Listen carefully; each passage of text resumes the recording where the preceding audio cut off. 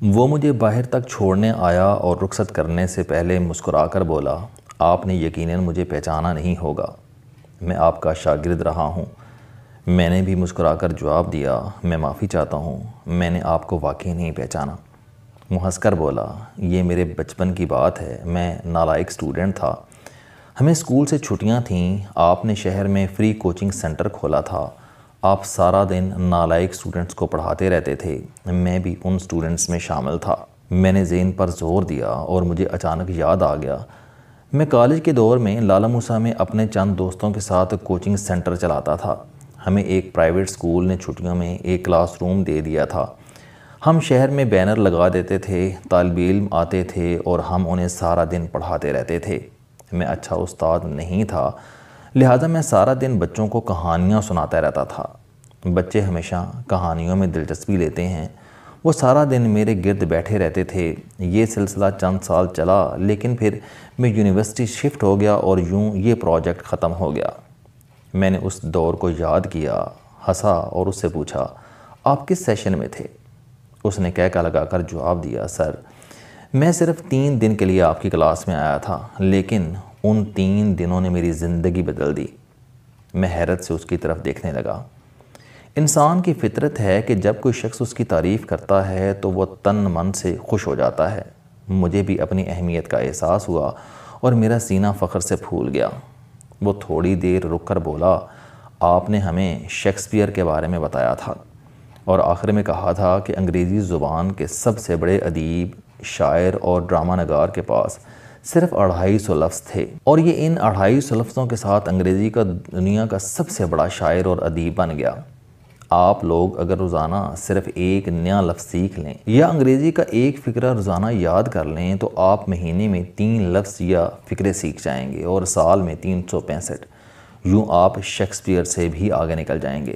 وہ رکا اور پھر ہنس کر بولا، آپ کے ہاتھ میں ڈان اخبار تھا، آپ نے اس کی ہیڈ لائن سرکل کی اور سرکل دکھا کر کہا، آپ کو صرف ایک اخبار خریدنا ہے، وہ پورا پڑھنا ہے، مشکل فقرے کسی نوٹ بک میں لکھنے ہیں اور پھر انہیں یاد کرنا ہے۔ آپ روز نیا فقرہ یاد کریں اور پچھلے فقرے دہراتے چلے جائیں، آپ 1 سال میں پورے انگریز دان بن جائیں گے۔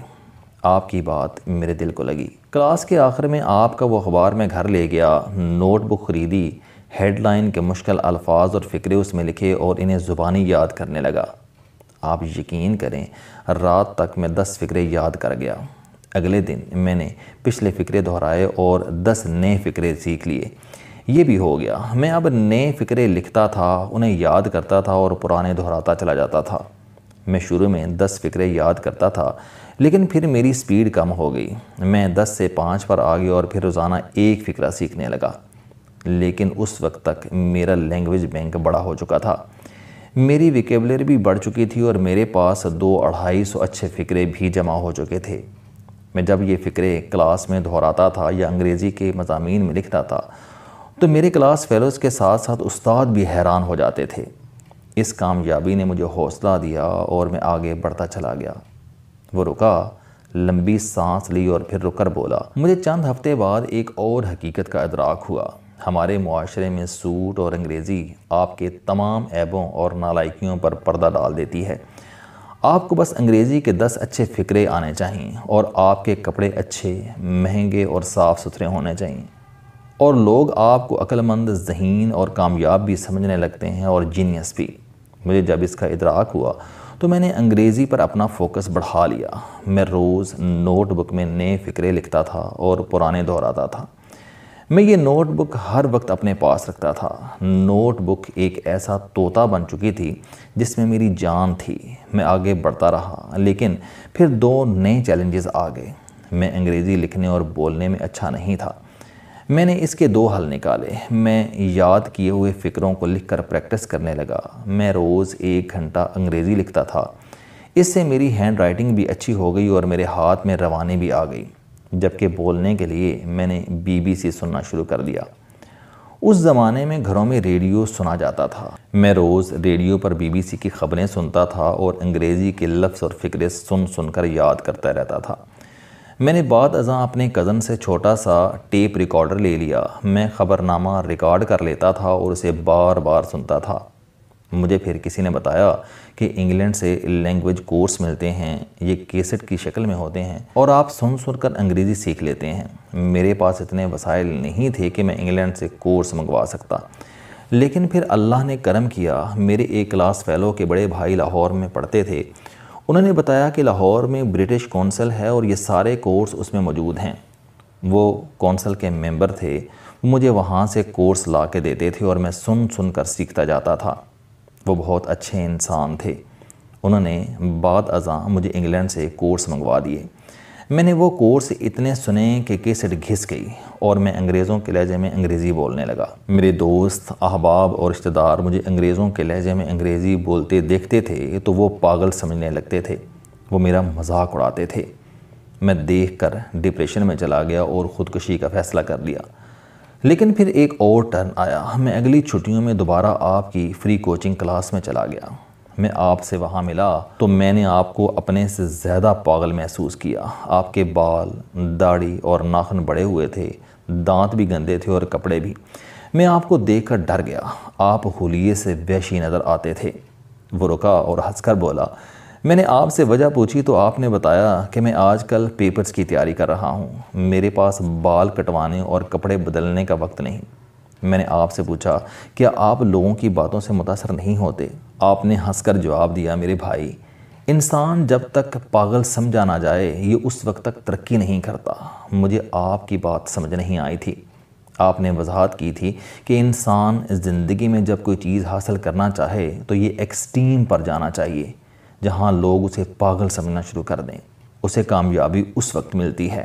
آپ کا کہنا تھا کہ میں کل کپڑے بدل لوں گا، شیو بھی کر لوں گا، بال اور ناخن بھی کٹوا لوں گا، لیکن اگر میں نے امتحان کا موقع ضائع کر دیا تو یہ موقع شاید مجھے دوبارہ نہ ملے، لہٰذا میں اس پر فوکس کر رہا ہوں۔ لوگ مجھے آج پاگل سمجھ رہے ہیں، لیکن کل جب میں کامیاب ہو جاؤں گا تو میرا یہی پاگل پن لوگوں کے لیے مثال بن جائے گا۔ لوگ اپنے بچوں کو میری کہانی سنایا کریں گے۔ چنانچہ ہمیں دوسروں کی رائے پر توجہ دینے کے بجائے کام پر فوکس کرنا چاہیے۔ مجھے دوسرا نسخہ بھی مل گیا، چنانچہ میں واپس آیا اور دوبارہ کام میں جت گیا۔ میں نے اب لکھنے اور بولنے دونوں کی پریکٹس شروع کر دی۔ وہ رکا، لمبا سانس لیا اور اس بار اس کی آنکھوں میں آنسو تھے۔ اس نے کہا کہ سر آپ یقین کریں، پورے اسکول اور پھر پورے کالج میں مجھ سے اچھا انگریزی بولنے، لکھنے اور پڑھنے والا کوئی نہیں تھا۔ میں نے اس پریکٹس میں ایک اور چیز لرن کی کہ انسان اگر کسی چیز میں ماسٹری حاصل کر لے تو پھر باقی تمام فن چل کر اس کے پاس آ جاتے ہیں۔ میری انگریزی نے مجھے دوسرے تمام مضامین میں بھی مدد کی اور پھر میں ٹاپ کرتا چلا گیا، یہاں تک کہ میں نے MBA کیا، اسکالرشپ پر باہر گیا، ملٹی نیشنل کمپنیوں میں کام کیا، پاکستان آیا، اپنا کام سٹارٹ کیا اور آج اللہ تعالیٰ کے کرم سے آپ کے سامنے ہوں۔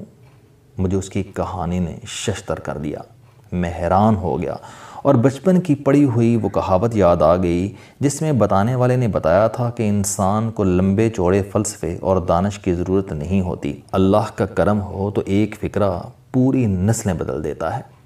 ہم چند دوستوں نے جوانی میں شغل کے طور پر فری کوچنگ سینٹر بنایا تھا۔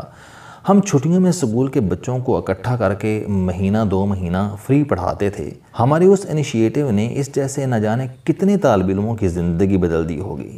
میں نے یہ سوچ کر پہلے فخر کیا اور پھر شرمندہ ہو گیا اور اپنے آپ سے سوال کیا کہ میں نے اتنا بڑا انیشیٹو آگے چل کر بند کیوں کر دیا تھا؟ میں کتنا بیوقوف ہوں۔